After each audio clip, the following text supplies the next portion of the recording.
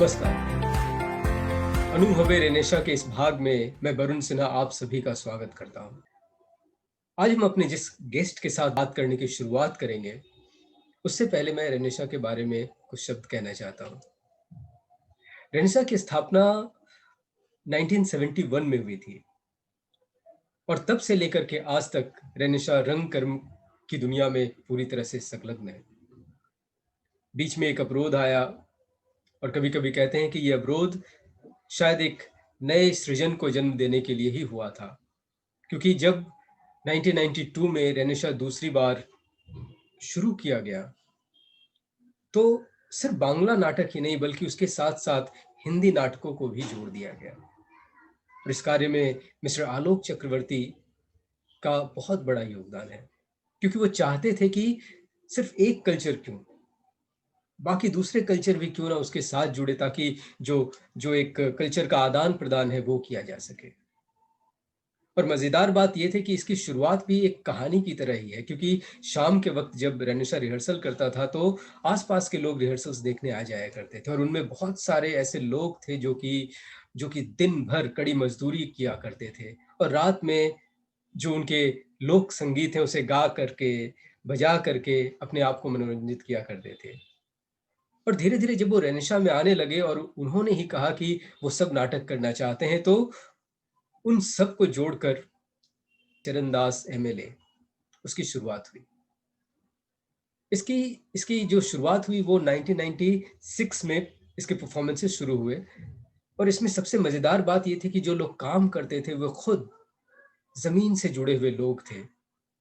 उनके गाने में, उनके बजाने में जो ज़मीन की खुशबू है वो नज़र आती थी और ये लोगों को छू जाता था। और इसीलिए रेनिशा ने पूरे भारत में चरणदास एमएलए के शोज़ किए और वो आज भी जारी है। इसके अलावा हिंदी और बांग्ला के नाटक भी चरणदास एमएलए के साथ-साथ लगातार चल रहे हैं। तो ज़्यादा ना कहते हुए चलिए हम मिलते हैं अपने गेस्ट से, जिनके कि अभिनय में या जब वो परफ़ॉर्म करते हैं, तो एक मैजिक होता है। उनकी कोरियोग्राफ़ी में दृश्यों के बहुत सारे आयाम निकल कर सामने आते हैं और एक टीचर के तौर पर वो इतने सरल हैं कि अपनी सरलता के साथ अपनी सारे ज्ञान को वो अपने स्टूडेंट में बाँट देना चाहते हैं। Please welcome mister Dev Kumar Paul. नमस्ते देवुदा। नमस्कार। नमस्कार। नमस्ते। देवुदा जब मुझे पहली बार सर का कॉल आया रेनेसा से और उन्होंने कहा कि मुझे आपके साथ एक इंटरव्यू करना है, तो मैं बता नहीं सकता कि मुझे कितनी खुशी हुई। क्योंकि मेरे लिए ऐसा था कि एक तरफ रेनेसा, एक तरफ आप हैं। तो शब्दों में मैं इसे कैसे बयाँ करूँ मैं समझ ही नहीं सकता। और सच में मैं नहीं समझ सकता क्योंकि मेरे लिए शायद ये एक बहुत ही प्राइड मोमेंट है, जब मैं एक साथ दोनों जगह से जुड़ा हुआ हूँ। तो ये मेरे लिए बहुत ही खुशी और बहुत ही गर्व की बात है। ठीक है, देवुदा हम शुरू करते हैं। तो आपको तो सब लोग एक एक्टर के तौर पे, एक माइम एक्टर के तौर पे, कोरियोग्राफर के तौर पे आपको सभी लोग जानते हैं और मैं तो टीचर के तौर पे भी बहुत अच्छे से जानता हूँ। लेकिन सभी लोग ऐसे जानना चाहते हैं कि जब आप बच्चे थे, तो सबका अपना एक बचपन होता है, बचपन की अपनी एक लाइफ होती है। तो मैं ये जानना चाहता हूँ कि आपका बचपन कैसा था, वो जर्नी कैसी थी? और हम आज जो कुछ भी हैं, उसकी कहीं न कहीं जो नींव है, वो बचपन में पड़ जाती है, तो आप अपने बचपन के बारे में हमसे शेयर करें, तो बहुत ही अच्छा होगा हम सभी के लिए। एक्चुअली पहले आलोक दा अगर इधर होता तो और भी अच्छा होता। मेरा लैंग्वेज उतना अच्छा नहीं, कोई भी language, English, Hindi, Bengali, even my mother tongue उतना अच्छा नहीं है। जमता नहीं है लैंग्वेज के साथ, वोकल लैंग्वेज के साथ, इसलिए मैंने बॉडी लैंग्वेज से काम मतलब चुना, बॉडी लैंग्वेज को लेकर काम करना। अच्छा। एनीवे मेरा बचपन उतना कुछ खास नहीं है, नॉर्मल है, एज यूजुअल है। लेकिन ये लाइन से मैं कैसे आया, हाँ, बचपन का एक वो है, मतलब इन्फ्लुएंस, बचपन में क्या मेरा एक्टिविटी, उसका इन्फ्लुएंस अभी मेरा करियर में है। तो मेरा बचपन, मेरा करियर, अगर मैं करियर के बारे में बोलूंगा तो फिर बचपन आ जाएगा, मेरा बचपन कैसे गुजरा। ओके। तो मेरा करियर वैसे कुछ मतलब बहुत ही एकदम प्लान्ड वे में नहीं बना है, हम्म। It's very random. और मेरा बचपन भी ऐसे रैंडम ही था। मतलब बचपन में मैं एक चिल्ड्रन ऑर्गेनाइजेशन उसमें मेंबर था। वो चिल्ड्रन ऑर्गेनाइजेशन के साथ बहुत सारे काम एक्टिविटीज करते थे, जिम्नास्टिक करते थे, ब्रह्मचारी करते थे, पैरेड वगैरह, ये योगा और प्ले, चिल्ड्रन प्ले ये भी करते थे। तो ये था एक टाइम, मतलब जब लगातार मैंने करते गए। मतलब मैं 8th स्टैंडर्ड में था तब तक मतलब 5 से 8 उसके आगे कुछ नहीं किया। मतलब बचपन में वो ऐसे खेल कूद में ही गया। लेकिन क्लास 5 से क्लास 8 तक लगातार मैं ये चिल्ड्रन ऑर्गेनाइजेशन के साथ काम किया। और पढ़ाई में उतना कुछ खास नहीं था, मतलब एवरेज। हाँ, मतलब बहुत ही ब्रिलियंट स्टूडेंट ऐसा कुछ नहीं था, चलता था। लेकिन इसके बाद मेरा ये चिल्ड्रन ऑर्गेनाइजेशन, तब कोई प्लान नहीं था कि इसको लेकर काम करूं, थिएटर करूं, जिम्नास्टिक करूं, कुछ भी। मतलब बचपन में कुछ एक्टिविटी करना चाहिए था, वो मैं करता था। और बाद में जब थोड़ा बहुत पढ़ाई की वो आया, प्रेशर आया, तो ये छूट गया। छूटना नहीं चाहिए था, फिर भी छूट गया। और मेरा घर से इतना भी प्रेशर नहीं था कि इसको करना ही है, उसको करो, नहीं तो ऐसा कुछ प्रेशर नहीं था। ये मैं I am very lucky in that sense. मैं अभी की बच्चे के ऊपर बहुत प्रेशर रहता है घर में, लेकिन मेरा घर का कोई प्रेशर नहीं था। अपने हिसाब से बहुत लिबर्टी मिला था। हम्म, तो कभी मैं मिसयूज नहीं किया उस लिबर्टी को। अगर सही इस्तेमाल करते तो और भी कुछ बन पाते। हाँ, लेकिन उतना इस्तेमाल भी नहीं कर पाया। लिबर्टी मुझे बहुत मिला था, सपोर्ट, एज अ सपोर्ट नहीं बोलूंगा कि कुछ नहीं बोलते थे। मतलब मैं जो कर रहा हूँ, हाँ करना है, ठीक है करो, ऐसा था। इट्स नॉट लाइक करना ही है और क्या बोलते हैं कि आप इसमें ही पूरा मन लगाओ, ऐसा कुछ नहीं था इसमें। तो ऐसा करते करते मैंने छोड़ दिया फिर पढ़ाई। और फिर पढ़ाई के बाद और एक क्लब से जुड़ गया था। तो क्लब से कुछ एमेचर प्ले, साल में एक बार के 2 बार, बाकी ऐसे ही चलता था, पढ़ाई वो सब। लेकिन बीच में क्या हुआ, मैं एक दूसरा एक रोटरैक्ट क्लब करके एक क्लब था, तो क्लब में मैं ज्वाइन किया। ऐसा रोटरी क्लब मालूम है, उसका यूथ विंग है रोटरैक्ट क्लब। तो रोटरैक्ट क्लब ये 30 एज तक मेंबर रह सकते हैं, उसके बाद इस इंटरनेशनल क्लब, उसके बाद आपको छोड़ना पड़ेगा। तो इस क्लब में कुछ बहुत सारे कल्चरल प्रोग्राम होता था। तो उसमें एक बार बोला कि तुम्हें कुछ करना है ना, क्या करूं? तो मैंने सोचा ठीक है चलो करेंगे, माइम करेंगे।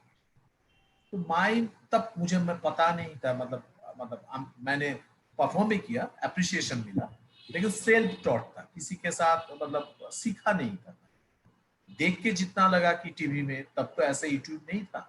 मैं बात कर रहा हूँ कि 87-8 की बात कर रहा हूँ, तब यूट्यूब का जमाना नहीं था।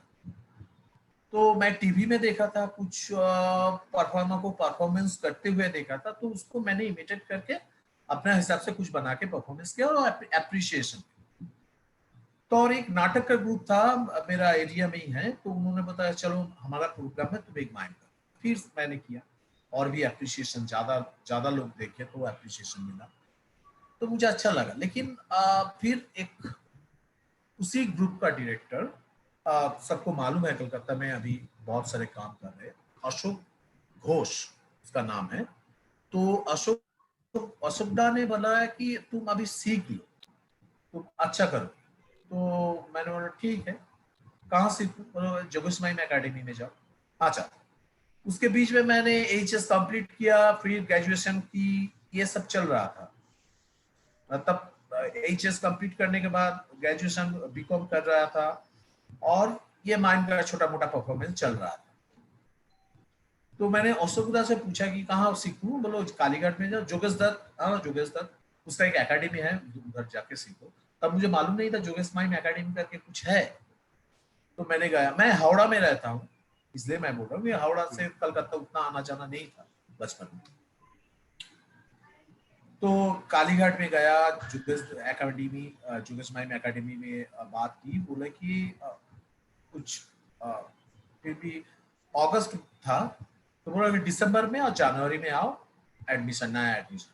तो जनवरी में गया, एडमिशन ले लिया, और लेने के बाद 1 साल काम करते गए उधर। बहुत अच्छा लगा, बहुत अच्छे अच्छे टीचर थे, बहुत कुछ सीखने को मिल रहा था। मैं पहले नहीं सोचा था कि माइंड ऐसा होता है, तो इतना कुछ सीखने को है। देवेश देवेश राय चौधरी कलकत्ता के जो रहते हैं एक्टर, वो भी टीचर थे। रॉबिंदा करके एक टीचर थे, अभी शायद वो नहीं है इस दुनिया में।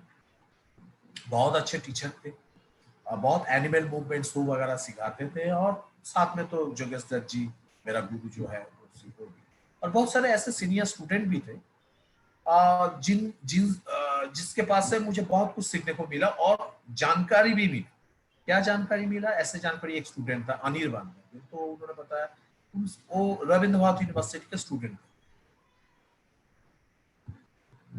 ऐसे उधर से सुना कि रविंद्र भारती यूनिवर्सिटी, उधर में ड्रामा का एक कोर्स होता है, ग्रेजुएशन मास्टर सब होता है। अच्छा, रविंद्र भारती मालूम था, लेकिन रविंद्र भारती मतलब गाना और डांस ऐसा ही कुछ होगा, मेरा मेरा ऐसे मुझे पता था। लेकिन उसमें नाटक का भी एक डिपार्टमेंट है, वो मुझे मालूम नहीं था। तो मैंने तुरंत 1 साल के बाद मुझे लगा था कि शायद मुझे उधर भी जाना चाहिए, क्योंकि और थोड़ा जानकारी मिलना चाहिए, मतलब नाटक को जानना चाहिए। मतलब इस थिएट्रिकल आर्ट, अगर थिएटर को नहीं जानेंगे तो माइंड नहीं कर पाएंगे। तो मुझे लगा था कि, और जोगेश दत्त भी उधर का टीचर थे। बीच में मेरा बीकॉम का एग्जाम चल रहा था, एग्जाम मैंने ड्रॉप किया क्योंकि मुझे लग रहा था कि क्वालिफाई नहीं कर पाऊंगा, और तैयारी भी उतना खास कुछ नहीं था, और मुझे लग रहा था कि ये मेरे लिए नहीं है, ये बीकॉम ग्रेजुएशन। तो मैं तुरंत जाके रविंद्र भारती में एडमिशन ले लिया, बाकायदा मिल गया। तो ये मिलने के बाद फिर पता चला कि ये दुनिया कितना बड़ा है। ठीक है, ये मेरा मतलब करियर के एकदम शुरुआत, बचपन से इधर तक का शुरुआत है। और बचपन में जब मैं जिम्नास्टिक और योगा ये सब सारी चीजें करते थे, तब से मुझे फिजिकल मूवमेंट के ऊपर एक इंटरेस्ट वो मतलब मन हुआ था, मतलब कॉन्शियसली नहीं हुआ था, लेकिन एक फिजिकल एक्टिविटी, फिजिकल कुछ परफॉर्मेंस मुझे अच्छा लगता। तो ऐसे ही मुझे बचपन से और करियर की एकदम शुरुआत ऐसे ही हुआ था। और ज्यादा नहीं, इतना ही है, मतलब ज्यादा कुछ खास कुछ नहीं है। हाँ ये भी बहुत इंस्पायरिंग, क्योंकि इससे जुड़ा हुआ दूसरा सवाल ही था कि माइम की शुरुआत कैसे हुई, तो आपने वो सवाल भी, उसके जवाब भी इसके साथ हाँ, ही जोड़ एक्चुअली के इट्स दिए। वेरी हाँ। इंटरलिंक। एक्चुअली मैं रविंद्र भारती के बाद में बताता हूँ। रविंद्र में जाने के बाद मुझे जगत दत्त को तो मिला है, उसके बाद एक सीनियर स्टूडेंट मिला। मेरा सीनियर थे वो गौतम मजूमदार, बहुत अच्छे कमाल के माइम आर्टिस्ट थे, इंटेलिजेंट थे। मतलब माइम को अगर अलग करके दिखना, कैसे कैसे दिखना है, मतलब एक आर्ट फॉर्म है, इसको कैसे दिखो, तो ये कैसे दिखना है ये गौतम से सीखा था। टेक्निक मैं गुरु जगत दत्त से सीखा, उनका परफॉर्मेंस देखा, और उन्होंने बहुत कुछ सिखाया। लेकिन नया नया कैसे इसको क्या बोलते हैं, ऐसा न्यू लुक डालना है परफॉर्मेंस में, ये मैंने सीखा गौतम मजूमदार से। गौतम मजूमदार अभी कलकत्ता में नहीं रहते हैं, तो उसके बाद वो एनएसडी गए उधर, वो डिजाइन का कोर्स करने के लिए।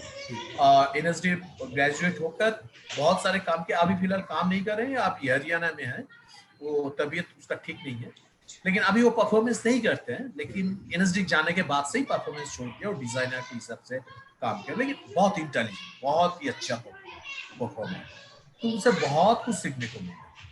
और ये रविंद्र भारती जितना टीचर स्टूडेंट जो लोग हैं, ये मतलब सीनियर्स, मेरा सीनियर और मेरा उठना बैठना जो होता था वो सीनियर्स के साथ ज्यादा होता था, क्योंकि मुझे लगता था कि टीचर्स तो सिखाएंगे, लेकिन जो सीनियर्स है, तब वो जमाना भी था ऐसा कि सीनियर के पास से भी कुछ सीख सकते हैं, क्योंकि वो हम लोगों से एडवांस है। तो मैं ज्यादा सीनियर के साथ ही उठना बैठना जो था मेरा, आ, वो तब था वैसे ही मेरा मेरा उठना बैठना सीनियर लोगों के साथ ही था। और इधर अभी वो जमाना नहीं है, अभी सीनियर जूनियर में बनता भी नहीं है यूनिवर्सिटी, कोई जी। भी यूनिवर्सिटी में। जूनियर जूनियर के लिए सीनियर का कदर नहीं है, सीनियर के लिए जूनियर लोगों की कदर नहीं है, वैसे ऐसा हो गया। लेकिन एक जमाना था, अभी भी वो सो सीनियर लोग अभी भी जब भी देखते हैं तो याद करते हैं, मतलब कभी भी वो लोग ऐसे नहीं बोलते रे तुम्हारा सीनियर, ऐसा अपाहरण नहीं, लेकिन एक दूसरे के लिए अलग एक रिस्पेक्ट रहता था, ये मैंने सीखा। और यूनिवर्सिटी में जो मौका मिला था, मतलब प्रैक्टिस प्रैक्टिस का इतना मौका था, उधर स्पेस था, उधर टाइम था। मतलब बहुत सारे क्लास में तो वर्कशॉप में ही पढ़ा रहता था, मतलब ज्यादा प्रैक्टिस के ऊपर ही ध्यान देते थे। क्लास थ्योरी और थ्योरी का क्लास नोट ले लेंगे, थ्योरी का अभी नहीं, बाद में देखते हैं। तो प्रैक्टिकल ज्यादा करने का मेरा इच्छा था, तो प्रैक्टिकल बहुत बहुत किया। ऐसा ही था मेरा यूनिवर्सिटी लाइफ। ठीक है भाई। तीसरा सवाल भी यही था कि रविंद्र भारती विश्वविद्यालय में जो है आपकी कलात्मक विचारधारा में कितना और कैसे कितना योगदान था। तो ये सवाल भी था, हाँ, तीसरा सवाल ही था ये जी। और अगर मैं अभी अभी भी मैं सोचता हूँ, बहुत हम्म, सारे ऐसे बोलते हैं कि रविंद्र भारती में कुछ सिखाते नहीं है, कुछ हम्म, नहीं। मतलब वो पढ़ने के बाद भी बोलते हैं, हम्म, पास आउट हो जाने के बाद भी बहुत सारे स्टूडेंट हैं बोलते हैं कि रविंद्र भारती कुछ नहीं सिखाते हैं। हम्म, रविंद्र भारती में वो बेकार जगह है, जिसका कुछ करने का नहीं होता वो रविंद्र भारती जाते हैं, ऐसे बोलते हैं। लेकिन मेरे लिए ऐसा नहीं था, मैं बहुत कुछ सीखा था रविंद्र भारती से। और जो सीखा, तो ये जो सर्कल मिला है मुझे, नाटक का जो सर्कल, वो रविंद्र भारती से ही मिला था। जी। जो बाहर के दुनिया है, ये रविंद्र भारती ने मुझे मतलब हेल्प किया। मतलब अगर मैं रविंद्र भारती में नहीं जाते तो इतना बाहर देख नहीं पाते, नहीं देख पाता। बहुत सारे स्टूडेंट के साथ मिले, बहुत बाहर के आदमी के साथ मिले, बहुत एक्सपर्ट के साथ। ऐसे बहुत, मतलब नाटक क्या है, नाटक उसका सर्कल एक अलग माहौल होता है ना, वो बिल्कुल। माहौल में। हाँ, वो अगर रविंद्र भारती नहीं जाते तो वो माहौल में मैं कभी एंट्री नहीं ले पाता, नाटक की माहौल जो होता है। जरूर। देबूदा, आगे के सवाल पे जाते तो अब रविंद्र भारती की बात कर रहे तो मेरे पास आपके लिए एक सरप्राइज है। रविंद्र भारती के ही हाँ आपके कोई हाँ। एक रविंद्र भारती के ही आपके एक दोस्त हैं, तो मैं आपको सुनाता अच्छा। हूँ। जी। মাইম দেবু, দেবকুমার পাল। এর সম্পর্কে কিছু বলতে গেলে প্রথমেই আমার যে কথাটা মনে হয়, দেবুর আমাদের মতো এই দেশে জন্মটাই বৃথা হয়েছে। মানে এটা দুর্ভাগ্য আমাদের দেশের যে দেবুর মতো শিল্পীকে আমরা যথাযথ মর্যাদা দিতে পারিনি। এই দেবু যদি আজকে ইউরোপের কোনো দেশে জন্মাতো, সেখানে যদি সে কাজের সুযোগ পেত, তাহলে আমার দৃঢ় বিশ্বাস দেবুর যা কাজ আমি কাছ থেকে দেখেছি, দেবুর যা ভাবনা চিন্তার বিকাশ আমি দেখেছি, দেবু যেভাবে কাজকে ভাবতে পারে, কোরিওগ্রাফি নিয়ে ভাবতে পারে, মাইমকে নিয়ে ভাবতে পারে, সে ডান্স জানে।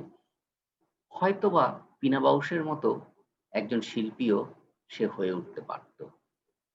কিন্তু আমাদের এই দেশে সত্যিই দুর্ভাগ্য, যেখানে শামক দেবরের মতো যে কোরিওগ্রাফার, তাকেও মানুষ চেনে। হিন্দি ছবিতে সে যখন কোরিওগ্রাফি করে, তখন মানুষ তাকে চেনে, বা অন্যান্য প্রতিষ্ঠান, সরকারি প্রতিষ্ঠান থেকে বেসরকারি প্রতিষ্ঠান, তারা তাকে সম্মান জানানোর জন্য এগিয়ে আসে। কিন্তু ইন্ডিপেন্ডেন্টলি শুধু কোরিওগ্রাফির ওপর খুব ভালো করে কাজ করে খুব দারুণভাবে নিজের জায়গাকে তৈরি করেছে এমন আর্টিস্টদের আমাদের দেশ এখনো সম্মান করতে পারেনি। এই দেবুর সাথে আমার পথ চলা ১৯৯১ সাল থেকে। তখন আমরা একসাথে রবীন্দ্র ভারতীতে পড়তাম গ্র্যাজুয়েশনে। ফলে তখন থেকেই আমাদের একটা খুব গভীর বন্ধুত্ব, মানে বাড়ি যাওয়া আসা ইত্যাদি। ফলে একসাথে অনেকটা পথ আমরা হেঁটেছি। তারপরে আমি এনএসডি পড়তে চলে যাই। কিন্তু এনএসডি পড়তে চলে গেলেও রবীন্দ্র ভারতীর অনেক বন্ধুর সাথে একটু দূরত্ব হয়ে গেল, কিন্তু দেবুর সাথে আমার হয়নি। ফলে সেই যোগাযোগটা আরো দৃঢ় হতে থাকে যখন পাশ করে চলে আসি। তারপরে দেবু ইংল্যান্ডে স্কলারশিপ নিয়ে পড়তে গেল। তার সেই যাওয়া আসা ইত্যাদি সবের মধ্যে একটা পার্ট ছিলাম। খুব ভালো। ফিরে আসার পর ওর সাথে কাজ করি। ১ম কাজ আমিও এনএসডি থেকে পাশ করে বেরিয়ে এসে এবং ইন্দ্রজিৎ করছিলাম। তো সেই সময় দেবু কোরিওগ্রাফি করেছিল আমার সাথে। রাদার তার ভিজুয়াল পার্টে অনেকখানি সে কন্ট্রিবিউট করেছিল। যেমন আমিও আ এবং ইন্দ্রজিৎকে একটা ভেঙে চুরে নতুনভাবে দেখবার চেষ্টা করছিলাম। যেখানে আ কেউ একজন ইন্দ্রজিৎ নয়, কেউ একজন আ অমল, বিমল, কমল নয়। অনেকগুলো মানুষ তারা ঘুরে ফিরে হতে থাকে। নাটকটার মধ্যে যেই চক্রাবত একটা বিষয় আছে সেইটাকে আ আমি রেখেছিলাম অ্যাজ ডিরেক্টর সেটাকে। এবং দেবুও ওই কবিতাগুলোর মধ্যে, গানগুলোর মধ্যে আমরা অনেকগুলো কবিতাগুলোকে গান বানিয়ে দিয়েছিলাম। সেইগুলোতে এই বিষয়টা, এই যে সার্কেল মুভমেন্ট যেটা নাটকটার মধ্যে আছে, নাটকটার কভার পেজেও আপনারা দেখবেন। সেইটা দেবু তার কোরিওগ্রাফিতে নানানভাবে এক্সপ্লোর করার চেষ্টা করেছিল। which is quite interesting. তো এর পরবর্তী সময়ে আরো অনেক নাটকে দেবু আমার সাথে একসাথে কাজ করেছে। আ আমরা একসাথে কাজ করেছি।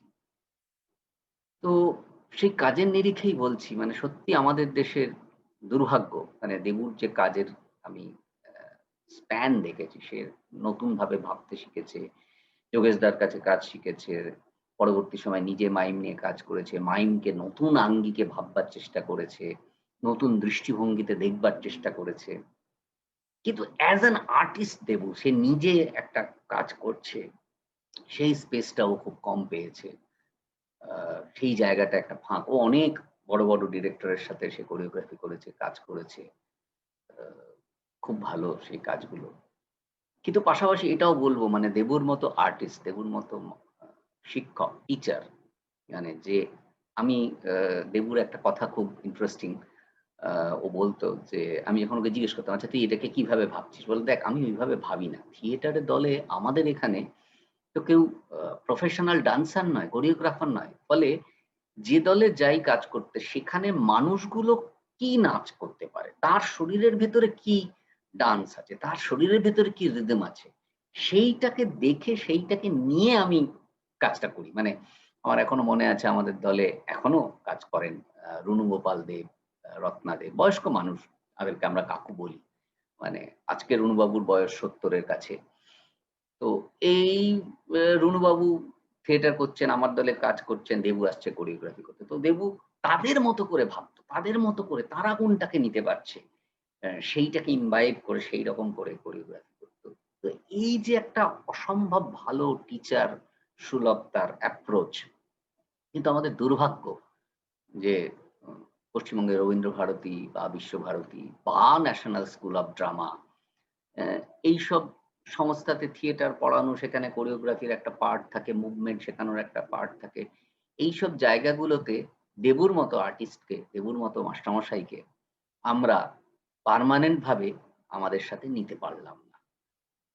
এইটা কিন্তু আমার মনে হয় দেবুর কতটা লস হয়েছে হয়তো একটা হয়েছে সেটা আলাদা কথা। কিন্তু আমার মনে হয় সামগ্রিকভাবে উম এই যে ইনস্টিটিউশন গুলো চলছে তাদের থিয়েটারের কর্মসূচি, ট্রেনিং প্রোগ্রাম সেইটা কিন্তু অনেকটা ক্ষতিগ্রস্ত হয়েছে। এবং ক্ষতিগ্রস্ত শুধু নয়, একটা জেনারেশন মানে পরপর যে ছাত্ররা আসছে তারা যে শিখতে, তারা দেবুর সান্নিধ্যে যতটা ট্রেন্ড হতে পারত, যত ভালো শিখতে পারত, সেই জায়গাটা কিন্তু আমরা লস করলাম। এটা দুর্ভাগ্য। ঐজন্য আমি বললাম যে দেবুর মতো আর্টিস্ট আমাদের দেশে না জন্মে অন্য কোথাও জন্মালে হয়তো আরো বেটার কাজ করতে পারত। একইভাবে মানে আমার খুব আফসোস হয় যে দেবু অনেকের সাথে মিলে অনেক ধরনের নতুন কাজ করছে। কিন্তু দেবু নিজে একটা বড় আর্টিস্ট। দেবু নিজে একটা বড় ভিজুয়ালাইজার। দেবু নিজে একটা বড় স্প্যান নিয়ে, নতুন ভাবনাকে নিয়ে, নতুন গল্পকে নিয়ে নতুনভাবে কাজ করার ক্ষমতা রাখে। তো আমি খুবই আশাবাদী দেবুর প্রতি যে দেবু নিশ্চয়ই ভবিষ্যতে তার এই দিকটাকে আরো এক্সপ্লোর করবে। ওর অনেকগুলো কাজ আমার দেখেছি। আমার সৌভাগ্য হয়েছে যে আমি ওর সাথে কাজ করেছি। আমি মূলত ডিজাইনের লোক। তো তার নাটকের তার ওই স্কেচ গুলো, তার ওই কাজগুলোর আমি আলো পরিকল্পনা থেকে সেট থেকে এরকম নানান কিছু করবার সুযোগ হয়েছে। দুজনে মিলে কাজ করেছি, ঝগড়া করেছি। যাই হোক, তো আমি খুবই আশাবাদী যে দেবু এইরকম আরো কিছু ইন্টারেস্টিং কাজ করবে। করে সে আরো এক্সপ্লোর করার চেষ্টা পাবে নিজেকে বিকশিত করার। এবং আমি খুবই আশাবাদী যে আমাদের সরকার বা আরো ইনস্টিটিউশন প্রাতিষ্ঠানিক যারা আছে তারা নিশ্চয়ই দেবুর মতো এরকম মানুষদেরকে আরো তারা তাদের কাজের মধ্যে জুড়িয়ে নেবে। যাই হোক, ভালো থাকিস। আমি আরো তুই কিছু কাজ করছিস দেবু, তুই কিছু এক্সপ্লোর করছিস, এইরকম কাজ সত্যিই দেখতে চাই। ধন্যবাদ। अरे बाप रे, बहुत बोल दिया मेरे बारे में, मुझे शहीद कर दिया शांतनु तूने। नहीं एक्चुअली वो सचमुच वो मेरा बहुत ही अच्छा दोस्त है। रविंद्र भारती यूनिवर्सिटी से एक साथ मतलब ग्रेजुएशन के बाद वो फिर एनएसडी चले गए। लेकिन एनएसडी से पास करके आने के बाद वो जो बोल रहे थे कि इंग्लैंड जाना और उधर कुछ ट्रेनिंग लेना मेरे लिए उसके लिए संभव हुआ था। मुझे पता भी नहीं था कुछ ऐसा स्कॉलरशिप मिलता है ब्रिटिश काउंसिल से, चार्ल्स वॉलेस वाला। तो शांतनु ने मुझे बताया और दोनों एक साथ गए थे वो ब्रिटिश काउंसिल में। हाँ, दोनों ने फॉर्म उठाया, मैंने भरा, उन्होंने भरा नहीं। अगर वो भरते तो हो जाता, क्यों पता नहीं वो क्यों नहीं भरा, लेकिन मैंने भरा। पहले जिस साल में भरा था वो 99 आई गेस, 99 और 2000 ऐसे 99 में भरा था, हुआ नहीं। 2000 में हुआ नहीं, मतलब मेरे पास इंटरव्यू लेटर आया नहीं, कुरियर का कुछ प्रॉब्लम हुआ था। सिलेक्शन में हुआ था, लेकिन इंटरव्यू के लिए सिलेक्शन हुआ था कि, लेकिन मेरे पास वो लेटर नहीं आया था। नेक्स्ट ईयर फिर अप्लाई किया तो सिलेक्शन का लेटर आया था और इंटरव्यू दिया था। बहुत खराब इंटरव्यू दिया था मैंने, वो कभी भी बोलता हूँ, मैं अभी भी बोलता हूँ, बहुत खराब इंटरव्यू दिया था। लेकिन पता नहीं क्यों मुझे मिल गया था, और जैसे मिला लॉटरी की जैसा मिला। मान लो कि ये जैसा लॉटरी के टिकट काटने से मिलता है ना, वो वैसा ही कुछ मिल गया था मुझे। मैं एक्सपेक्ट नहीं किया था कि मुझे मिलेगा ये स्कॉलरशिप। फिर उसके बाद जाके, लेकिन ये शांतनु की कंट्रीब्यूशन सबसे ज्यादा है, क्योंकि वो लेके गए थे, वो जानकारी, कुछ भी जानकारी उसके वो दिया था। तो इस सिलसिले में शांतनु बहुत ही हेल्प किया था, और शांतनु के ग्रुप के साथ भी बहुत साल से, मतलब अभी भी जुड़ा हूँ। मतलब कुछ काम होता तो बुलाते हैं, मैं जाता हूँ वैसे। तो बहुत मतलब बहुत सालों की रिलेशंस है। कुछ गिने चुने फ्रेंड्स जो है मेरे यूनिवर्सिटी के, उसमें उनमें से एक है शांतनु और एक है सौरभ। ये 3-4 जो लोग हम लोग हैं, सो अभी भी हम लोग इन टच में हैं, बातचीत चलता है। तो थैंक्स शांतनु, बहुत अच्छा बोला। पता नहीं मैं यूरोप में और इंडिया में, पता नहीं, मैं तो अपना काम कर रहा हूँ अपने हिसाब से, कहाँ होना था कहाँ नहीं होना था वो पता नहीं, लेकिन अपने हिसाब से काम कर रहा हूँ, देखते हैं।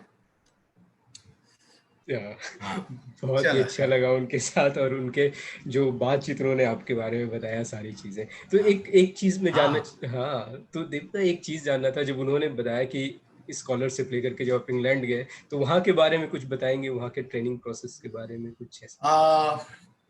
एक्चुअली ये मेरे लिए वेरी, क्या बोलते हैं हिंदी में इसको, मतलब यादगार है मेरे, लाइफ टाइम यादगार, लाइफ टाइम एक अचीवमेंट जैसा भी है। क्योंकि मेरा स्कॉलरशिप मिला था 4 साल की, 4.5 महीने की इंट्रोडक्टरी कोर्स था, और मैंने ये कोर्स किया था एक ब्रिस्टल में एक इंस्टीट्यूट है, जो इंस्टीट्यूट का नाम है सार्कोमीडिया। और सार्कोमीडिया ऐसा एक इंस्टीट्यूट है जो सर्कस स्किल को लेकर, फिजिकल थिएटर स्कूल, उसमें माइम है, बहुत सारे कुछ है, लेकिन सर्कस स्किल को लेकर वो लोग थिएटर करते हैं।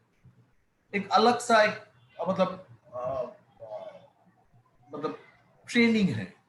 तो मुझे, जैसे मैंने जब गया था उधर, क्या बोलते हैं, ब्रिटिश काउंसिल में, तब मुझे तब डायरेक्टर, कल्चरल डायरेक्टर थे सुजाता सेन, बाद में वो वैसे ब्रिटिश काउंसिल के डायरेक्टर हुए थे। लेकिन वो सुजाता दी ने बताया मुझे कि तुम्हें कहाँ जाना है, कैसे जाना है, तो तुमको कुछ पता है? यार कुछ पता नहीं। लाइब्रेरी में जाओ, उधर बहुत सारे ब्रोशर्स हैं, देखो और उनके साथ कांटेक्ट करो, देखो तुम्हारा प्लेसमेंट उधर कंफर्म करो, फिर अप्लाई करो तो कुछ बात बनेगा। तो मैंने शुरू में ये साउथ कोरिया का ब्रोशर मेरा हाथ में आया, वो पढ़ के देखा कि पूरा एकदम जो जैसा इंस्टीट्यूट है, जो इंफ्रास्ट्रक्चर है इंस्टीट्यूट, वो इंडिया में नहीं है, वैसे सिखाते नहीं। सार्कास को लेकर इंडिया में क्या काम होता है? कुछ नहीं, अलग करके जिम्नास्टिक में होता है, जिम्नास्टिक का होता है, और दूसरा कुछ मार्शल आर्ट की होता है, लेकिन अलग करके थिएटर और सार्कस स्किल को लेकर ये इंडिया में नहीं है, अभी भी नहीं है। तो मुझे बहुत इंटरेस्टिंग लगा, तो मैंने बोला इसमें ही जाना है इसको मैं। तो मैंने उसको लेकर मैं फिर पर्सनली इंस्टीट्यूट के साथ कांटेक्ट किया, उनको वीडियो ऑडिशन भेजा, उन्होंने प्लेसमेंट मेरा कंफर्म किया, फिर अप्लाई किया। लेकिन क्या हुआ, तो पहले साल 99 में 2000 में एग्जैक्टली 2000 में मुझे नहीं मिला, क्योंकि वो कुरियर मेरे पास नहीं आया। तो फिर मैंने इंग्लैंड में इंस्टीट्यूट को फिर इन्फॉर्म किया कि मुझे इस बार फंड अरेंज नहीं कर पाया, तो अगले साल तक मेरा प्लेसमेंट रहेगा या दोबारा अप्लाई करना पड़ेगा, दोबारा सब कुछ, मतलब वीडियो ऑडिशंस और उसके साथ audition fees, it's 25 pounds kind of. उस टाइम में 25 पाउंड्स मेरे लिए और उस टाइम बहुत अमाउंट था। तो उन्होंने बताया कि नेक्स्ट ईयर तक ही तुम्हारा है, आगे जाके वो नहीं रहेगा, फिर से तुमको दोबारा भरना। चलो, और एक साल एक्सटेंड हो गया। तो फिर मैं इंटरव्यू दिया, तो मुझे मिल गया। तो मिलने के बाद बहुत सारे कुछ मटेरियल्स, मैं जब गया उधर देखा बहुत अच्छा, और मैं पहला स्टूडेंट था इंडिया से, उसके पहले इंडिया से कोई स्टूडेंट वो इंस्टीट्यूट में नहीं गया। वो ब्रिस्टल यूनिवर्सिटी के एफिलिएटेड था। एशिया जापान से कुछ स्टूडेंट गए थे, लेकिन इंडिया से कोई नहीं। तो एशिया से मैं जापान और इंडिया पहले बार गया। तो जाके मुझे पहला दिन ही जो मुझे शॉक लगा था कि एक तो मैं कभी नहीं ऐसे बाहर गया, इंडिया के बाहर अकेला। उसके पहले गए थे ग्रुप के साथ परफॉर्मेंस के लिए, लेकिन ऐसे पढ़ने के लिए बाहर जाना, ये मैं थोड़ा डरता था, मतलब क्या होगा क्या पता, उधर कैसा है, मैं इंडिया में पला बड़ा हूँ, उधर रीति रिवाज कुछ अलग होगा। लेकिन उधर सारे यूरोप और अमेरिकन कंट्री, यूरोप कंट्री, सारे वर्ल्ड से मतलब स्टूडेंट उधर पढ़ते थे ये सार्कस स्किल को लेकर। तो मैं जब मुझे जो काम सौंपा गया था पहले दिन ही, तो मुझे स्टेज मैनेजर की काम सौंपा गया। दो वीक तक मुझे रहना है स्टेज मैनेजर। क्या करना है मुझे स्टेज मैनेजर में, मैं क्यों पहले दिन, और मुझे कुछ पता नहीं, उधर का कायदा कानून कुछ पता नहीं, तो मुझे स्टेज मैनेजर बना दिया। स्टेज मैनेजर का काम होता है जैसे कि 3-4 बड़ा स्टूडियो है, स्टूडियो को देखना, स्टूडियो के जो सामान है, बहुत सारे इक्विपमेंट्स होता है, मैट्स वगैरह बहुत कुछ, उसको ठीक तरह रखना है। स्टूडेंट रूम में जाना है, स्टूडेंट में फ्रिज खोल के देखना है क्या स्टूडेंट के लिए कॉफी, दूध, क्या क्या खिलाना है। फिर किचन में जाके, सिंक में जाके जो झूठा बर्तन है उसके साफ करो, करके ठीक जगह रखो। और मेरे साथ एक ब्रिटिश लड़का भी था, एलेक्स करके, वो जूनियर था मेरा। तो मैंने बहुत शौक लगा था, यार इधर भी आके से ब्रिटिश का वही करना पड़ेगा। लेकिन जब टाइम गया, मतलब वो एक वीक जाने के बाद बहुत हेल्पफुल था। मैं वैसे करता रहा कि इक्विपमेंट्स ठीक है, कि आपका कॉस्ट्यूम ठीक है, जो कुछ कॉस्ट्यूम्स भी, कॉस्ट्यूम स्टोर रूम वो देखना पड़ता था, स्टूडियो को देखना पड़ता था, वो क्लीन ठीक से हुआ नहीं, स्वीपर को नोटिस देना था कि ये स्टूडियो क्लीन नहीं है, इसको ठीक से सफाई करो। ये मेरा जिम्मेदारी था, स्टेज मैनेजर का जिम्मेदारी, मतलब स्टूडेंट की। तो ये 2 वीक तक मेरा चला। उसके बाद फिर चेंज हुआ, स्टूडियो का चाबी की वो मेरे पास रहता था, मुझे जाके स्टूडियो खोलना पड़ता था सुबह 7 बजे। वो ठंडे की मौसम में तो फिर मैंने 2 वीक जाने के बाद मुझे ऐसा लगा कि अरे यार ये तो कुछ अलग ही हो रहा है। मतलब उसके बाद से मैं देख रहा हूँ कुछ भी अगर मेरा वो छूट गया, मतलब 2 वीक के बाद खत्म हो गया मेरा, लेकिन जो आदत पड़ गया 2 वीक में वो था कि जो equipments are very costly equipments, mat equipment जो भी है इट्स वेरी कॉस्टली, उसको ठीक से इस्तेमाल करना, उसको ठीक से रखना, उनको ताकि कि नेक्स्ट क्लास में जो स्टूडेंट आएगा उसको मिले ठीक से, ऐसे करके रखना। तो ये आदत पड़ गया था। एवं धीरे धीरे हर एक स्टूडेंट को स्टेज मैनेजर बनाते थे वो, और सबका ये आदत हो गया था। मतलब एक प्यार हो गया था। मतलब जो इक्विपमेंट्स यूज करते हैं, जो स्पेस हम लोग यूज करते थे उधर, तो मन ही मन उसके ऊपर एक बहुत केयरिंग हो गए थे सारे स्टूडेंट।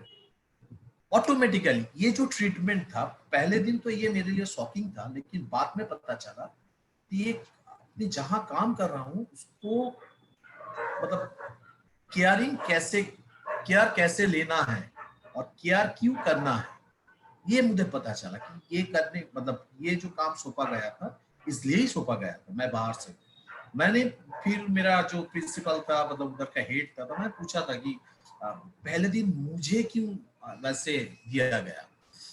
मैं पहले बार यूरोप मतलब यूके फर्स्ट टाइम आया हूँ, मुझे पता नहीं था, फिर भी आपने ऐसे कि क्यों मुझे ऐसे इतना बड़ा मतलब रिस्पॉन्सिबिलिटी सौंप दिया मुझे। बोला कि यार देखो, you have the like a long theater background, so you know how to manage that, but they don't have।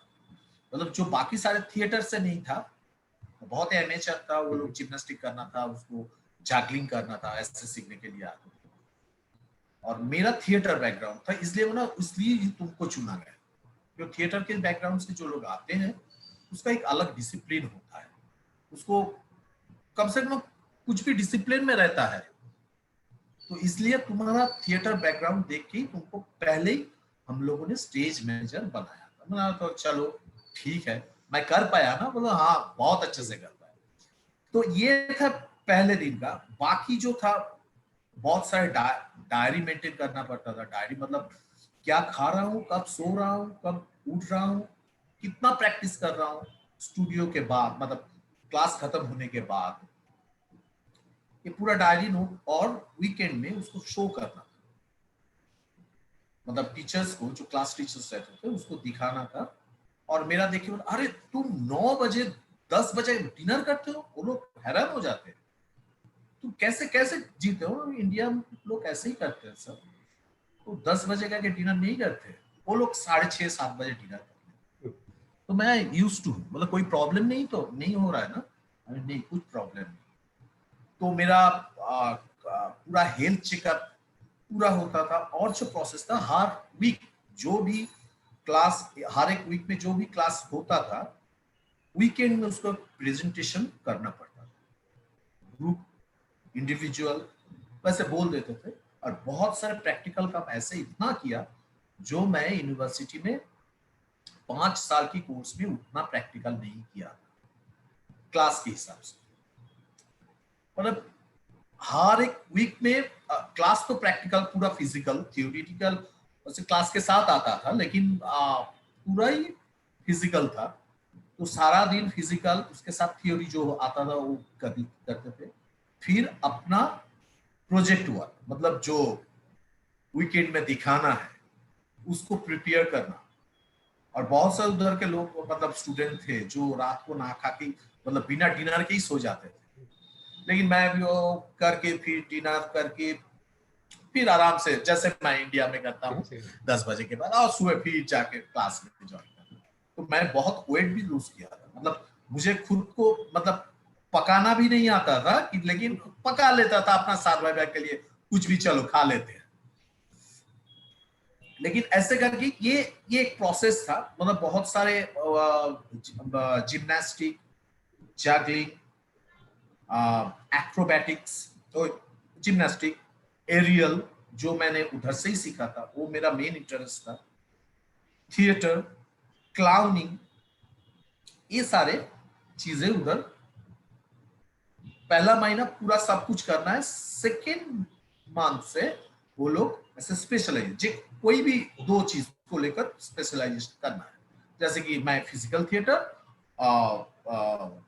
Theatre common, acrobatics और एरियल मैंने लिया, और कॉम्प्लीमेंट्री क्लास भी होता था, डांस की, कंटेम्पोररी मूवमेंट्स, जैगलिंग का, ये सारे कॉम्प्लीमेंट्री के हिसाब से आ गए। लेकिन मेरा स्पेशलाइजेशन था एरियल और एक्रोबेटिक्स। और लेकिन ये इसके साथ फिजिकल थिएटर का संबंध क्या है? अभी हमारा इंडिया में जो सर्कस देखते हैं, वो वैसे कुछ करते जाते हैं, क्लाउन आके कुछ एक्ट करते हैं, जो शेर का खिला दिखाते हैं, जो एक्रोबेटिक्स है कुछ भी, उसमें कुछ थिएट्रिकलिटी उतना नहीं होता। अगर मैंने पहले पता नहीं था सर्कस भी ऐसे थिएट्रिकल ही हो सकता है। तो अभी भी मैं नाम बोल सकता हूँ कि सार्क डे सोले करके मॉन्ट्रियल, कनाडा, मॉन्ट्रियल की एक ग्रुप है, theatre group, it's big, huge, मतलब सारा वर्ल्ड से वो आर्टिस्ट लेते हैं, और हर एक प्रोडक्शन, हर एक क्या बोलते हैं, प्रोडक्शन ही बोले तो प्रोडक्शन की थीम रहता है। उस थीम के ऊपर पूरा जितना भी एक्रोबेटिक्स है, जो भी है, वो लगेगा कि एक प्ले चल रहा है, लगेगा कि नहीं तुमको कि ये सर्कस है, लगेगा ये एक तरह की प्ले है, और उसका लॉस वेगास में पूरा शो। तो इधर वैसे ही, मतलब अगर मुझे ट्रैपिस करना है, एरियल के एक्ट करना है, उसको मैं कैसे करूं? सिर्फ ट्रिक्स दिखाऊं? नहीं तो कुछ थिएट्रिकली प्रेजेंट करूं, उसका कुछ इमेज बनाऊं, और उसको कुछ स्टोरी डालूं। स्टोरी कैसे, उसको एक स्टोरी को कैसे इंकॉर्पोरेट कर सकता हूं, और एक कैरेक्टर की, मान लो कि मैं एरियल कर रहा हूं, रोप ट्रिक्स कर रहा हूं, तो मैं कौन? मैं परफॉर्म, लेकिन एक इमेज डालना। तो मान लो कि मैं लिजर्ड, एक लिजर्ड को हिंदी में क्या बोलते? बोल सकते हैं छिपकली। हाँ, छुपकली। मैं छुपकली, तो मैं छुपकली होकर फिर मैं एरियल एक्ट कर रहा हूं। ये जो इमेज डालना है, ये सारे चीजें, मतलब कुछ भी अगर करोगे, you have to perform as a theatrically present करना है, और परफॉर्म भी करना है। बहुत ही मतलब कैसे बहुत एनिमल मूवमेंट्स को लेकर काम होता है उधर, किया था मैंने उधर, मतलब बहुत सारे एनिमल मूवमेंट उधर, कैसे एक एनिमल को डेवलप करना, मास्क मेकिंग, मास्क के साथ कैसे एक्टिंग करना है, क्योंकि इधर उतना मैंने किया नहीं था पहले, मास्क के साथ एक्टिंग, और मास्क को कैसे, mask is a fix mask, उसमें एक ही एक्सप्रेशन है और न्यूट्रल एक्सप्रेशन है, उसको कैसे एक लगेगा कि it's very dynamic, it should not look like static, उसको स्टैटिक नहीं लगना चाहिए, इट्स वेरी डायनामिक, लगे कि हाँ मास्क भी बोल रहा है कुछ। तो कैसे उसको प्रेजेंट करे और कैसे परफॉर्म करे मास्क के साथ, बहुत सारी चीजों को लेकर ऐसे काम होता था, मतलब सीखा मैंने, मतलब जिंदगी भर मैं ये, अभी भी मैं जब भी कोई नया काम करता हूँ तो उधर का ही सोचता हूँ, मैं कैसे काम किया था उधर, और इतना प्रैक्टिकल, मतलब आदत पड़ गया था, मतलब क्या बताऊं। और बीच में एक हुआ था, जो मेरा एक एक्सीडेंट हुआ था, मतलब वो क्या बोलते हैं, मैं सोच लिया था एक एरियल का कुछ कोई ट्रिक, सीनियर, मेरे सीनियर एक स्टूडेंट एरियल का कुछ ट्रिक्स देखा मैं, तो मैंने ट्राई बना, ये तो मैं कर सकता हूँ, इतना तो मैं कर सकता हूँ, लेकिन पहले किया नहीं था। तो मैं प्रैक्टिस के टाइम अकेला जाके मैं करना शुरू किया। करने में बाद जो हुआ, तो पूरा रिब, लोअर रिब्स में मेरा ऐसे रैप हो गया था पूरा रस्सी, और लोअर रिब में फ्रैक्चर हुआ। तो वो मुझे मालूम नहीं था ऐसा हो सकता है। जब मैंने टीचर को बोला कभी भी ट्राई मत करो ऐसे, तो लगेगा आसान, लेकिन इतना आसान भी नहीं हो सकता है तुम्हारा। तो डॉक्टर ने मुझे रेस्ट लेने के लिए बोला कि यार नहीं कर सकते हो एरियल में, क्या बोल रहे, मेरे पास बहुत कम टाइम है। मैं 2 दिन ऐसे रेस्ट लिया था, उसके बाद फिर मैंने प्रैक्टिस चालू किया, लेकिन इससे कारण पेन था थोड़ा बहुत, इसलिए मैं स्विंग ट्रैपीज वो मैंने नहीं कर पाया, क्योंकि उसके लिए जो सेफ्टी बेल्ट तो ऐसे लोअर रिब्स के ऊपर ही बांधना पड़ता है, तो लेकिन वो लोअर रिब्स से बांध नहीं सकता हूँ, पेन होता था, तो इसलिए वो मैंने ट्राई नहीं कर पाया, ये मेरा अफसोस है। फिर लास्ट में ये इंट्रोडक्टरी कोर्स था, ये 4.5 महीने की इंट्रोडक्टरी कोर्स, और ये कोर्स के बाद फिर 1 साल की पूरा एकदम फुल कोर्स। तो जिसको फुल कोर्स करना है उसको इंट्रोडक्टरी कोर्स करना ही है, और कोई इंट्रोडक्टरी कोर्स करके छोड़ भी सकते हैं। तो मुझे बोला गया था कि तुम 1 साल की कर लो, मेरे पास फंड नहीं है, इट्स वेरी कॉस्टली कोर्स। मतलब जो चार्ल्स वॉलेस वाले जो लोग स्कॉलरशिप दिया था, तो वो लोग बोल रहा है इट्स वेरी कॉस्टली कोर्स। तुमको मालूम नहीं कि हम लोग इंग्लैंड से है, तो हम लोगों को लग रहा है कि 4 महीने 4.5 महीने के कोर्स इतना कॉस्टली हो सकता है, लेकिन नहीं हुए, मुझे फंड मिल गया था, लकी है ना, और दैट एक एक्सपीरियंस मिला था और सीखा, मतलब ऐसे ऐसे बहुत कुछ। और जो सारे स्टूडेंट थे एक दूसरे की इतना केयरिंग, वो लोग इतना केयरिंग थे, इतना केयरिंग थे, मतलब कभी लगना नहीं था मैं एक थर्ड वर्ल्ड कंट्री से गया हूँ और इंडिया से गया हूँ, तो होता है ना कि यार ये इंडिया से आया है, ऐसा उसको चलो उसको साइड में कर, ऐसा कभी भी नहीं हुआ। लेकिन वो लोग हर टाइम मुझे सपोर्ट और help, they help me lot. मतलब वैसे स्टूडेंट था मेरे लिए, मेरा कोर्स खत्म होने के बाद मुझे 2 दिन रहना था, मतलब मेरा टिकट, फ्लाइट का जो टिकट था, कोर्स खत्म हुआ 2 दिन बाद उसका फ्लाइट का टिकट, और मैं टिकट है लंदन से, मैं ब्रिस्टल में हूँ जो 200 किलोमीटर है, ब्रिस्टल से लंदन 200 किलोमीटर। तो मुझे हॉस्टल सब लोग चले गए, तो एक मार्क फॉस्टर करके एक लड़का था, तो उन्होंने बताया उसका खुद का कार भी था, तो लंदन के कुछ आउटसाइड में रहते थे, लेकिन लंदन होके जाना पड़ता था। वो उन्होंने पूछा कि क्या कर रहे हो, मैं तो अभी इधर ही हूँ, फिर मैं पकड़ के मतलब चलो मैं भी रह जाता हूँ इधर, तुम्हारे साथ ही चलूंगा और तुमको लेके चलो। फिर उन्होंने लेके आया लंदन तक, उसके दोस्त के घर में पूरा रात बिताया, सुबह एयरपोर्ट पे वही स्टूडेंट मेरा क्लासमेट वही छोड़ने के लिए आया। अब मैं उसको पता था मैं उतना ठीक नहीं हूँ, मतलब लंदन के लिए, मतलब अकेला लंदन घूमू, वो भी नहीं तुम अकेला मत जाओ, मैं तुमको लेके चलता हूँ, इतना caring. So it was a nice experience पूरी, मतलब एजुकेशन के हिसाब से, फ्रेंड और जो साइड में जो भी है, वेरी ब्यूटीफुल एक्सपीरियंस, जो मेरा अभी तक मैं सोचता हूँ कि ये मेरा जिंदगी का एक बड़ा वो है, मतलब एक्सपीरियंस है, नाइस मोमेंट है। क्योंकि मुझे लगता है ये जो नए बच्चे उनके लिए एक बहुत बड़ी सीख है, क्योंकि जब हम देखते हैं कि बच्चे आते हैं तो बिल्कुल केयर नहीं करते, वो सोचते हैं कि ये काम क्यों दिया जा रहा है, वो बिलीफ नहीं रहता, जो अभी मैं बच्चों को देखता हूँ नहीं, तो आजकल का तो वो जमाना ही नहीं रहा। अब आजकल का जमाना, लेकिन बंगाली थिएटर में ऐसे ट्रेडिशन था जो पहले शुरू से ऐसे ही काम करते थे, मतलब ग्रुप में आएगा तो फिर जाके ग्रुप का काम करेंगे, फिर एक्टिंग, फिर सब प्रोसेस, बिल्कुल ठीक है। तो अभी उतना नहीं है, अभी उतना नहीं होता है, मैं ये क्यों काम करूंगा। मैं देखा है बहुत सारे ग्रुप में, जब मैं काम करने के बाद मुझे ऐसा लगा यार टाइम तो चेंज हो रहा है, सबका एक ग्रुप पे आने के बाद से एक स्टार एटीट्यूड बन जाता है। बिल्कुल हाँ, बिल्कुल। और तो ये चीज नहीं, ये गलत है, थिएटर का ये गलत चीज है।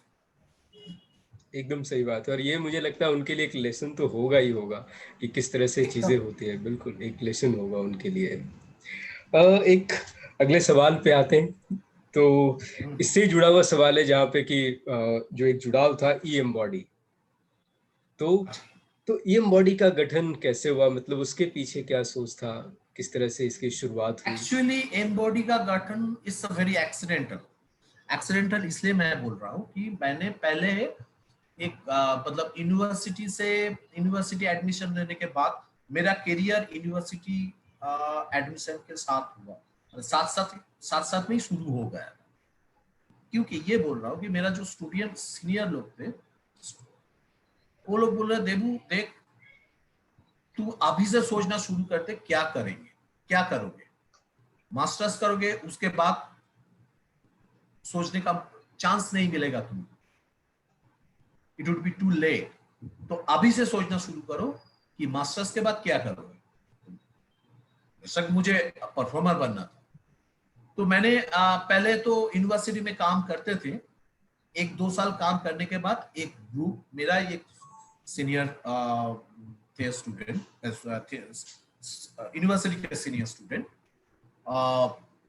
जो अभी सभी जानते हैं, डॉक्टर तरुण प्रधान, उनका एक वो मेदिनीपुर के है, तो उनका एक ग्रुप था षडभुज, अभी भी है, था नहीं अभी भी है वो ग्रुप। तो मैं उस ग्रुप में काम करना शुरू किया। उसके पहले मेरा एक सीनियर था गौतम मजूमदार, वो गुरु के हिसाब से मैं मानता हूँ उसको, तो जो एनएसडी में गया, अभी दिल्ली में रहते हैं, हरियाणा में रहता है, अभी डिजाइनर है। तो उनके साथ बहुत काम किया। वो जाने के बाद, दिल्ली चले जाने के बाद मैं षडभुज ज्वाइन किया, और उधर माइम और फोक थिएटर, माइम करना था, माइम सिखाना था और परफॉर्मेंस करना था। मुझे एक प्लेटफॉर्म चाहिए था, तो सिखाना था और परफॉर्मेंस भी करना था। तो जो चांस मुझे और मौका मिल रहा था वो षडभुज, और साथ साथ में सीखने का जो फोक थिएटर फॉर्म है, जो रायबेशे, पाइका, रोनपा, रोनपा मतलब स्टिल वर्क, रोनपा, ये जो सारे जो छाव, ये सारे जो फोक थिएटर की मूवमेंट्स है, फोक डांस, फोक थिएटर, जो भी मूवमेंट है बंगाल की, वो सीखने का चांस मिल रहा। तो मैं लगातार 10 साल मैं वो ग्रुप के साथ काम किया। तो फिर मैंने सोचा कि अभी मैं ऐसा करता हूँ कि षडभुज का माइम का अलग एक यूनिट होगा, तो और फोक थिएटर के अलग यूनिट होगा। माइम का जो यूनिट है तो वो मैं संभालूंगा, ठीक है। उसके संभालूंगा मतलब कि उसका फंड कहां से आएगा वो सब मैं देखूंगा। षडभुज को कुछ भी इन्वेस्ट नहीं करना है, मैं फंड लेके षडभुज को दूंगा, लेकिन मुझे ये यूनिट का देखभाल करना है, आगे ले जाना है। क्योंकि पॉसिबिलिटी था, और बहुत सारे टूर भी किया था षडभुज के साथ। मतलब षडभुज छोड़ने के, अभी भी षडभुज छोड़ने के बाद कोई भी ग्रुप ऐसे ज्वाइन नहीं किया था एज ए परफॉर्मर, ज्वाइन नहीं किया, अभी तक नहीं किया। लेकिन कुछ एडमिनिस्ट्रेटिव प्रॉब्लम, कुछ होता ही है, एडमिनिस्ट्रेशन जो है, कमिटी है, तो एडमिनिस्ट्रेशन से कुछ प्रॉब्लम हुआ था, टेक्निकल प्रॉब्लम बेसिकली। मैं इधर रहता हूँ, ग्रुप उधर है, तो ये लेकर थोड़ा प्रॉब्लम हो रहा। तो मैंने बोला ठीक है। तो तब मुझे लगा था कि अभी शायद ये होगा नहीं, ये सारे एडमिनिस्ट्रेशन, कमिटी, ये सारे चीजें मुझसे झेला नहीं जाएगा, तो अपना खुद एक प्लेटफॉर्म होना चाहिए। तब मैं डिसाइड किया कि मतलब एटलीस्ट मैं परफॉर्मेंस कर सकूं, प्रैक्टिस कर सकता हूं, ऐसे कुछ। और मेरा एक स्टैम्प लग गया था कि मैं षडभुज, देव कुमार पाल मतलब षडभुज का, तो ये स्टैम्प भी मुझे मिटाना है, एक सेल्फ आइडेंटिटी बनाना है। तो मैंने फिर इस हिसाब से मतलब षडभुज को धीरे धीरे छोड़ा, फिर अपना ये प्लेटफॉर्म तैयार किया कि एम बॉडी, क्या नाम रखा जाए, M body. M basically M body, M को M for the mime, M for mimesis, बहुत कुछ हो सकता है, तो ऐसा ही नाम दिया था एम बॉडी करके, ग्रुप फॉर्म किया। और ग्रुप के शुरुआत पे जो लोग थे, अभी भी वो लोग है, मतलब फुल टाइम, तुम भी थे एक टाइम। शुरुआत में मेरा मिसेस है, पॉली, स्वाति, सुब्रतो, शुभेंदु, अभी भी वो लोग हैं। एक्चुअली ग्रुप ये है 4-5 लोगों का ग्रुप है। तो ये 4-5 बहुत सारे आए गए। फिर तुम भी बहुत दिन तुम बॉम्बे मूव होने से पहले भी काम करते थे, बॉम्बे मूव हो गए, फिर तुमको छोड़ना पड़ा, कैसे करोगे? हाँ डेफिनेटली, तो कलकत्ता में रहते डेफिनेटली तुम भी रह जाते, तो मुझे मालूम बहुत मिलता है, कम लोग मिलता है, तुम जैसे बहुत कम मिलता है। मेरे लिए तो ये बहुत बड़ी आ, बात थी कि मैं जितने साल वहां पे रहा, और मेरे लिए वो, मैं टाइम का वेट करता था कि कब क्लास होने वाला और मैं पहुंचूं पहले, क्योंकि वो मेरे लिए सबसे बड़ा जगह था वो मेरे लिए।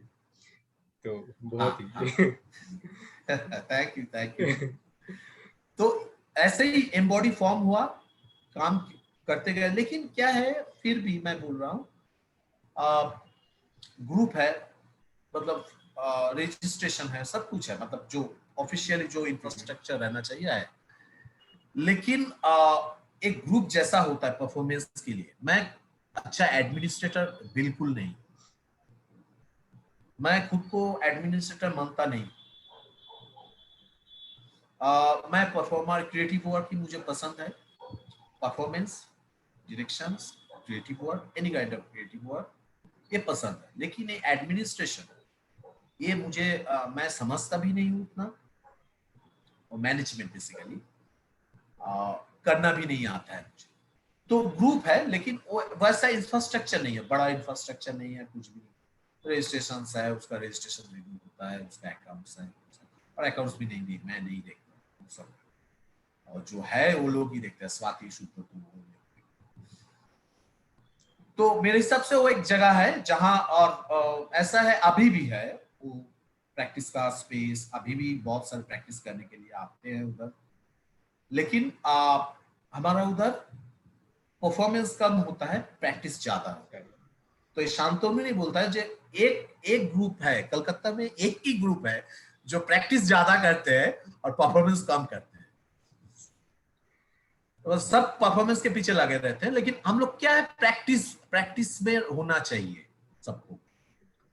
तो मुझे लगता है इसलिए सब लोग अभी भी, मतलब परफॉर्मेंस कब करेंगे वो सोच के नहीं बैठते हैं, चलो प्रैक्टिस जारी रखो, ऐसे चलते हैं। अभी भी चल रहा है वैसे, लेकिन लॉकडाउन के कारण अभी बंद है, फिर चालू होगा शायद दिसंबर नवंबर के एंड में चालू करने वाला हूं। बिल्कुल, मुझे तो आज भी याद है जब हम रिहर्सल्स कर रहे थे और वो हमने शो किया था शिशिर मंच में, तो वो जो हाँ हाँ प्रैक्टिस हाँ था, वो सारी चीज़ें मुझे बिल्कुल याद है, अच्छी तरह से याद है। हाँ हाँ। देबुदा, मैं वहाँ से एक हैं जो आपके बारे में कुछ बोलना चाहते हैं, जो कि जुड़े हुए थे, आज भी जुड़े हुए हैं आपके साथ, तो पहले वो सुन अच्छा, लेते हैं। जी। क्या? নমস্কার, আমি শুভেন্দু মুখোপাধ্যায়। দেবকুমার পাল আর আমি একসঙ্গে প্রায় 22 বছর কাজ করছি। দেবকুমার পাল সম্পর্কে কিছু বলতে গেলে প্রথমে আমার একটা ছোট্ট উপমার কথা মনে পড়ে। সেটা সুকুমার রায়ের একটা কবিতা, যে গোঁফের আমি গোঁফের তুমি গোঁফ দিয়ে যাইছে না। ঠিক এই কথাটাকে যদি উল্টে নিই, কাজের আমি কাজের তুমি কাজ দিয়ে যাইছে না, দেবকুমার পালকে কাজ দিয়ে চেনা যায়। কারণ ওনার যে মন্ত্র হচ্ছে প্র্যাকটিস, প্র্যাকটিস অ্যান্ড প্র্যাকটিস। জীবনের শোয়ের থেকে সব থেকে বেশি প্র্যাকটিসই করে গেছেন এবং প্র্যাকটিস করিয়ে গেছেন, এবং সেটা প্রচণ্ডভাবে ডেডিকেশন দিয়ে, যেখানে কোনো খামতি নেই, যেখানে কোনো কম্প্রোমাইজ নেই, শুধুমাত্র ভালোবাসা আছে প্র্যাকটিসের জন্য।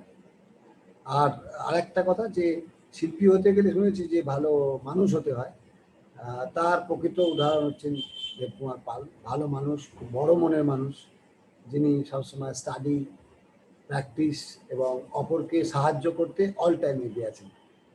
এটাই আমি শুধু দেবকুমার পাল সম্পর্কে বলতে চাই। Thank you Shubhendu. Ah, thank you Shubhendu. हाँ शुभेंदु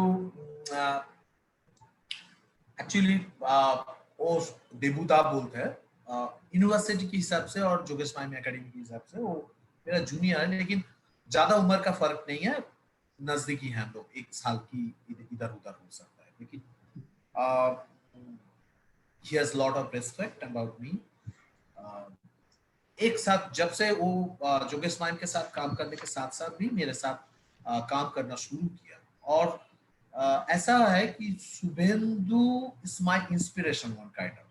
क्यों बोल रहा हूँ, परफॉर्मेंस तो वो बहुत अच्छा करते हैं, टीचर भी रह चुके हैं जोगेश माइम की एकेडमी की, यूनिवर्सिटी में बहुत, मतलब बहुत काबिल स्टूडेंट था, और अभी कलकत्ता में एक बहुत ही रेपुटेड स्कूल में माइम का टीचर भी है फुल टाइम। लेकिन इसके बाद भी उसका परफॉर्मेंस, लाइफ के बाद भी उसका जो निजी जिंदगी है, पर्सनल जो जिंदगी है, इतना अप्स एंड डाउन्स है उसकी जिंदगी में। मैं अगर उसकी जगह होता तो शायद मैं ये तुम्हारे साथ बात नहीं कर पाती। मैं ये दुनिया मतलब दुनिया क्या मतलब ये लाइन ये फील्ड में ही नहीं काम करता, दूसरा कुछ करता, क्योंकि इतना ट्रबल प्रॉब्लम से गए गुजरे हैं वो बहुत कम लोग उसके बाद फिर ये इसको लेकर सोच सकते हैं, आर्ट एंड कल्चर को लेकर सोच सकते हैं। वो निजी जिंदगी में मैं बोल रहा हूँ अभी भी उसका जिंदगी में प्रॉब्लम है। सो मैं जब भी कुछ प्रॉब्लम होता है, कुछ भी फ्रस्ट्रेशन आता है, होता है ना, कभी कभी फ्रस्ट्रेटेड हो, अपसेट हो जाता हूँ कुछ किसी कारण, तो मैं शुभेंदु का ही सोचता हूँ कि इसको वो कैसे मैनेज किया अपनी जिंदगी, कैसे मोटिवेट किया अपने आप, वो मैं सोचता हूँ। ही इज रियली ग्रेट मतलब इंस्पिरेशन फॉर मी। जूनियर हो सकता है लेकिन ये मेरे उससे सीखना है, मतलब कैसे अपना प्रॉब्लम को ओवरकम करके फिर अपना काम करना, वो शुभेंदु से सीखना है। हैट्स ऑफ टू शुभेंदु, और Shubhendu is my good friend really. मुझे पता नहीं कितने साल हम लोग काम कर रहे हैं, उसके पास हिसाब है, मुझे लगता है 22, हाँ हो सकता है 22। तो thank you Shubhendu, thank you. देखो तो मेरा जो सवाल था अगला कि जब भी हम आपके शोज देखते हैं माइम के, तो उसमें हम देखते हैं कि जो एक भारतीयपना नजर आता है, बहुत ही इंडियन स्टाइलाइज चीजें वहां पे नजर आती है। इसके साथ साथ आपके जो आए थे आंसर्स था जब आप बाहर गए थे इंग्लैंड, और जो आपने यहाँ पे काम किया, तो शायद वहां से ही वो सारी चीजें हैं जिसमें मलखम्ब, रनपा, कलरीपयट्टू, इंडियन क्लासिकल डांस, तो ये जो सारी चीजें आ रही थी, तो इसको आप कैसे जो एक विजुअल फॉर्म है उसमें जब आप क्रिएट कर रहे थे, तो क्या चल रहा था दिमाग में? ताकि लोग, क्या होता है कि जब शब्द नहीं होते तो बहुत लोग सोचते हैं कि सुनना नहीं होता है तो मैं भाग जाऊंगा, लेकिन कभी ऐसा हुआ नहीं है, और हमेशा देखते हैं कि लोग देखने के लिए आंखें गड़ाए रहते हैं कि वहां से कभी हटता नहीं है। इवन मैं अपना एक्सपीरियंस अगर बताऊं तो मुझे लगता है जब मैंने पहली बार पदातिक में आपको देखा था और आप वो मिरर कर रहे थे, और मैं देख के दंग रह गया, क्योंकि मुझे पता ही नहीं था कि माइम क्या होता है, और मुझे लगा कि नहीं, मुझे करना है। तो परफॉर्मेंस में भी ऐसे होते हैं। तो ये जो क्रिएशन है, ये जो प्रोसेस है, ये कैसे आप क्रिएट करते हैं, कैसे जोड़ते हैं लोगों को? नहीं, एक्चुअली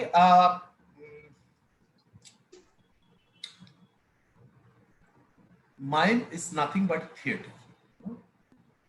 मे बी जॉनर जो है, थिएटर के बहुत सारे जॉनर्स होते हैं, physical theatre, dance theatre, non verbal theatre. Mime भी एक तरह थिएट्रिकल जॉनर है जो थिएटर से जुड़े। और थिएटर क्या है? थिएटर एक कलेक्टिव आर्ट है, ठीक है, हम लोग मानते हैं कुछ भी हम उसको इनकॉर्पोरेट कर सकते हैं, लेकिन वो प्ले के लिए, एक ड्रामा के लिए जो बोलने वाला प्ले होता है उसमें। लेकिन माइम में ऐसा चांसेस बहुत कम होता है, मतलब बहुत सारे, लेकिन चांसेस कम है, लेकिन कर सकते हैं। बहुत सारे फिजिकल ऐसे एक्टिविटीज, स्किल है जो इनकॉर्पोरेट हो सकता है माइम के साथ। तो ये जो माइम प्रैक्टिस करते हैं, बहुत सारे ऐसे इसको नजरअंदाज कर जाते हैं, मतलब उसको वैसे फोकस नहीं करते कि जो टेक्निक माइम का है तो है, ठीक है, खुद का जो टेक्निक, लेकिन उसके साथ और भी क्या जुड़ सकता है।